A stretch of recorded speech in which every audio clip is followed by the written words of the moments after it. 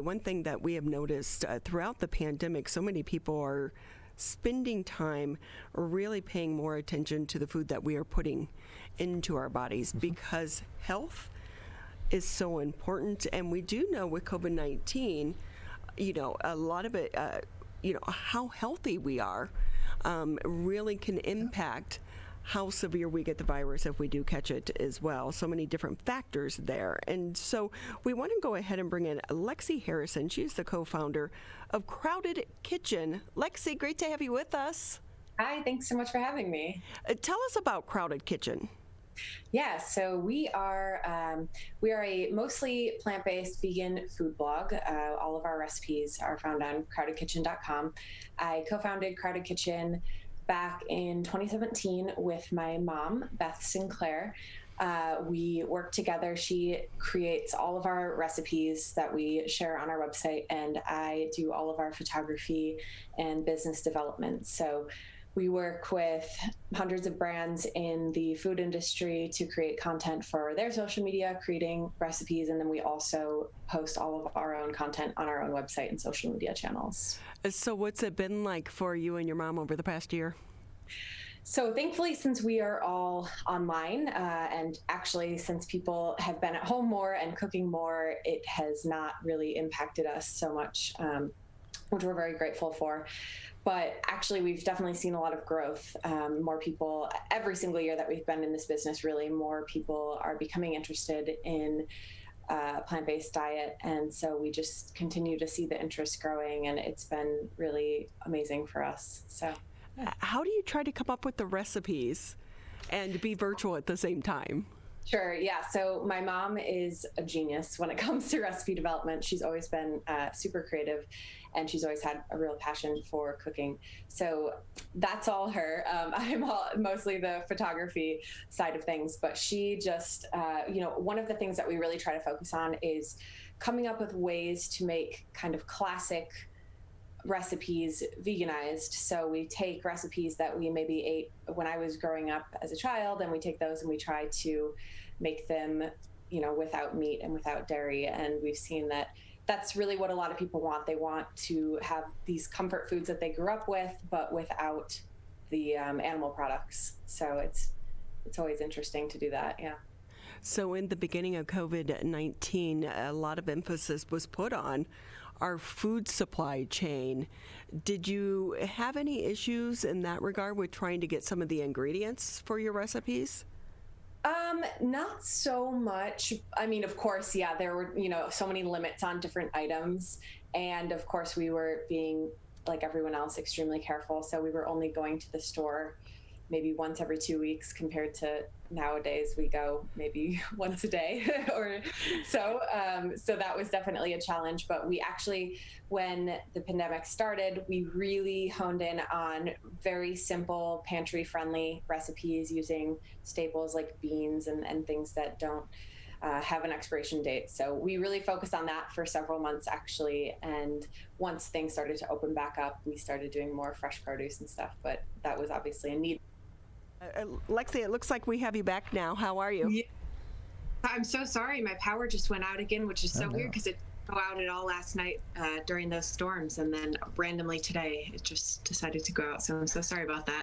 That's okay. A year and a half into this, we've all had technical issues throughout the pandemic. It happens and we move on.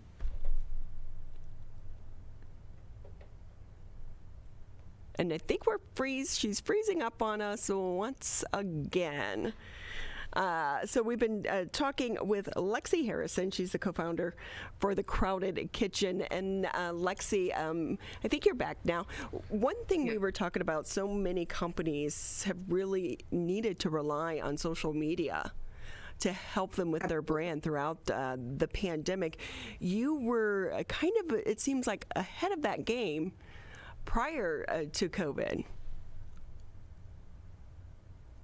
Yeah, so we, our business has actually always been kind of determined by social media. We actually started our entire business on Instagram alone back in 2016, right after I graduated from college.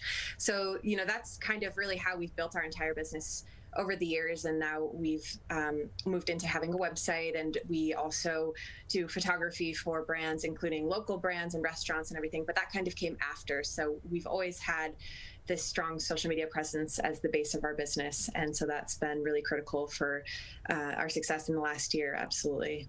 So what was it like when you and your mom started this? And just thinking like, oh, we're going to start it on Instagram. Yeah, so we actually started, it was my senior year of college, and I was a track and field athlete in college, and I went to a very small school with one dining hall. We had to live on campus all 4 years, and I had these dietary issues where I was allergic to both dairy and gluten. And so I had all sorts of issues with just fueling myself properly as an athlete and dealing with having a very small dining hall. So I decided to just start this Instagram to kind of chronicle what I was eating as a student athlete. And then I decided to go abroad for the second half of my senior year. And at the same time, my mom had been taking some nutrition courses online, and she was like, hey, I'll help you continue this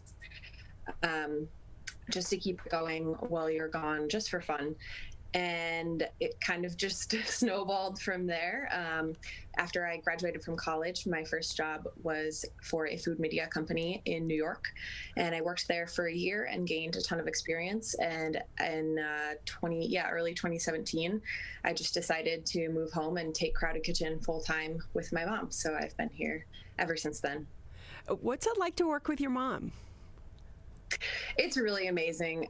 We have always worked really well together. So she was actually the track and cross country coach for me in high school at Andover back in the day.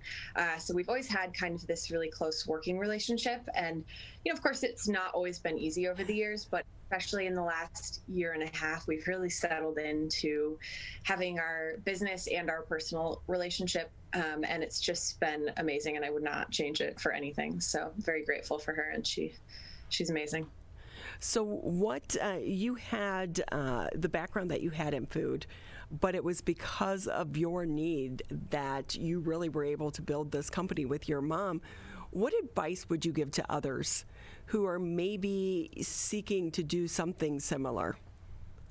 Yeah, so when it comes to social media, there's definitely a lot of competition, especially in the food area specifically.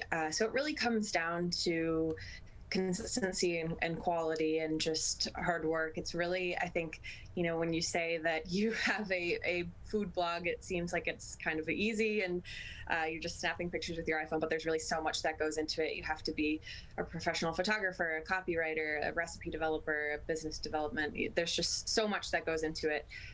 So it's just a lot of hard work, and it's really important I think it's really important to have a partner that you really trust and work with. And for me, of course, that's my mom. And that's definitely made all the difference, because there's no way I could have done this alone. So with that, too, if I could ask you, Lexi, when you had to start eating differently, because you didn't grow up eating plant-based, right? Right. So how hard was it for you to make this shift into a lifestyle? Yeah, so for me, the first two things that I had to remove from my diet were dairy and gluten, because I was severely allergic to those. And so that was kind of actually a relief, because I started feeling significantly better. At that time, I was still eating meat. And then when I was in college, like I said, our dining hall was not so great. So I honestly didn't eat much meat then, because it was just not very good. And then actually it happened when I was abroad my senior year. I didn't have much money to spend on meat, and we were just trying to save money so that we could travel more. And so I kind of just stopped eating it, and I never went back. I really realized that I didn't miss it. I guess I just honestly never really liked it to begin with. And over the years, it's become more about for different causes like environment and ethics and whatnot. But for me, it was really kind of just a personal choice. And we also were even though our website is mostly vegan, my husband is absolutely not vegan. My dad isn't. We're extremely, tolerant of all dietary choices, and we would never judge anyone for what they choose to eat. And we hope that people will do the same for us. So. And do you find that it's becoming more not only acceptable, but you're able to go out to eat at various restaurants with your friends that maybe aren't vegan and still be able to find something to eat on the menu?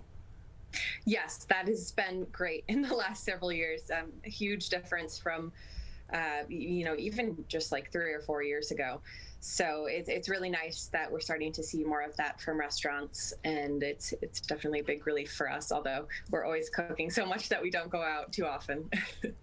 And so with that too, when you're building a brand online, how did you come up with the brand? Yeah, so we, Crowded Kitchen kind of came out of the idea that our kitchen is truly always crowded. We're always working together as a family. It's even grown into more of a family business now because my husband recently left his job last year during the pandemic and is also now working with us. So it's really always been a family effort. And so we were just trying to figure out how we could portray that through our brand name. So that's how we came up with Crowded Kitchen. And building it since then, we've definitely tried to focus on these more family-friendly recipes for the holidays. So occasions where you're gathering with your family members and trying to find ways to make everybody happy with food and not, have people feel left out because they have different dietary restrictions. Lexi Harrison with us here on the MegaCast. She's the co-founder of Crowded Kitchen along with her mother. And Lexi, I'm just thinking now you're working with your mom and your husband. And Yep. We have been in the middle of a global pandemic. What a year you've had. Yeah, it's been a year, like everyone else, for sure. So can I ask you, if someone is thinking about going plant-based, are these recipes hard to follow? Of course, some of them are a little bit more complicated. When it comes to baking, it's always going to be a little bit more complicated.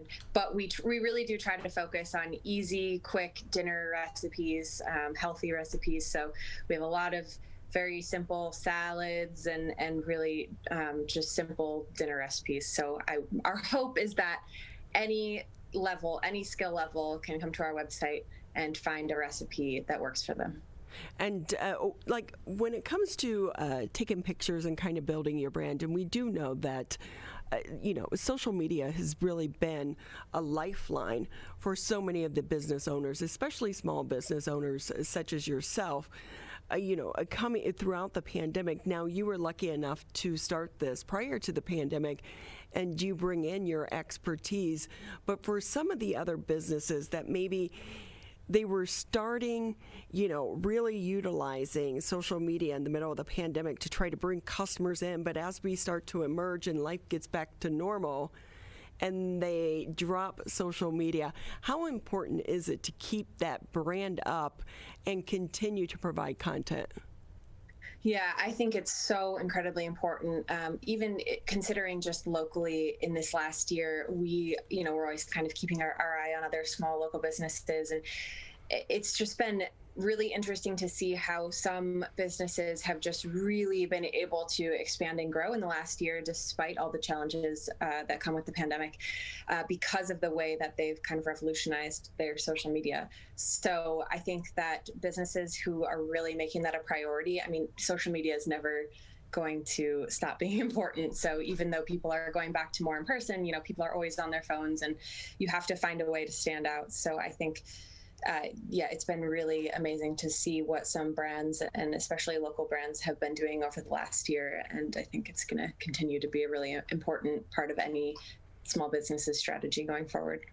And with that, what's your favorite meal? Oh, gosh, that is a really hard question.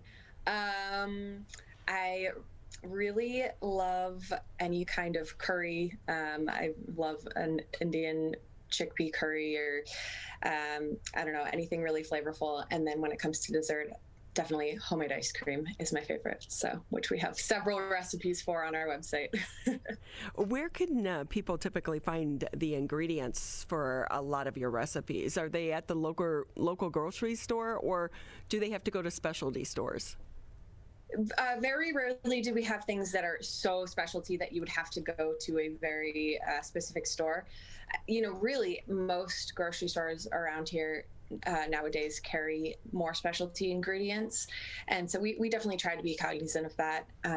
But yeah, most of and many of our recipes are focused on fresh ingredients, which of course can be found at pretty much any store. So yeah, mostly any store works for our recipes. Yeah. I think I heard one time that Oreos are vegan. Is that true? They are. They actually just used them some in a recipe the other day. So see, so there are some foods that people would be surprised about that are vegan that they could enjoy. Yeah, absolutely. Oreos, I would say, are probably the most surprising. I can't think of any other really surprising off the top of my head. But Lexi Harrison with us here on the MegaCast. She's the co-founder of Crowded Kitchen, an online business that you started back in you said 2016 with your mother, that grew out of your need to start to eat plant-based. And with that, Lexi, anything maybe I didn't ask that you want our listeners and viewers to know? Not that I can think of. If you're looking for plant-based recipes, of course, you can find all of our recipes on crowdedkitchen.com. And then we also post daily on our social media. On Instagram, we are crowded_kitchen. So we, in addition to posting our photos of our recipes on Instagram, which then you can find on our website, we also try to post kind of behind the scenes cooking tips and just what's going on in our studio at the time. So, and where do you actually cook? Is it in your kitchen, or do you guys use the studio? So we shoot out of my mom's house, which we've turned into our our at-home studio. So her kitchen basically is a commercial kitchen now with all of the use it gets. And then we have a photography studio in her house. So I'm over there about 3 days a week, and then I work from my house the other 2 days of the week. It really is amazing. Technology has changed so much over the past few years that allows us to be able to do these types of events at our home. I mean, I would imagine even for you, since you started in the business, to what we can do now has changed a lot. Absolutely, yeah. I've actually always worked from home. Even my first job was remote when I lived in New York. So it's I've never really had the experience actually of being at an in-person job, but it's been great and very flexible, which I enjoy a lot. So with that, before we say goodbye, give us 3 things people working from home from a technical standpoint that they need. Do they need like a big DSLR $5,000 camera, or can they take really good pictures with their cell phones? You definitely can take good photos with your cell phone. It really depends on your goal. If you are trying to turn it into a full-time business like ours, I definitely would suggest investing in a good quality camera, just because it makes the entire process so much easier. You don't have to be as good at styling and editing because the photo is that much better already. So yeah, it absolutely depends on your goals, but I would say for small business owners that aren't necessarily focusing on photography like we are, absolutely just, there are several courses out there where you can learn how to improve iPhone photography, and it really does make a difference because there's, like I said, it's such a saturated market. And if somebody's scrolling through their Instagram, they want to see photos and videos that really pop. So I think it's an extremely valuable tool for any small business owner. Well, Lexi, we wish you and your mom continued success, and your husband now as well. Thank you so much.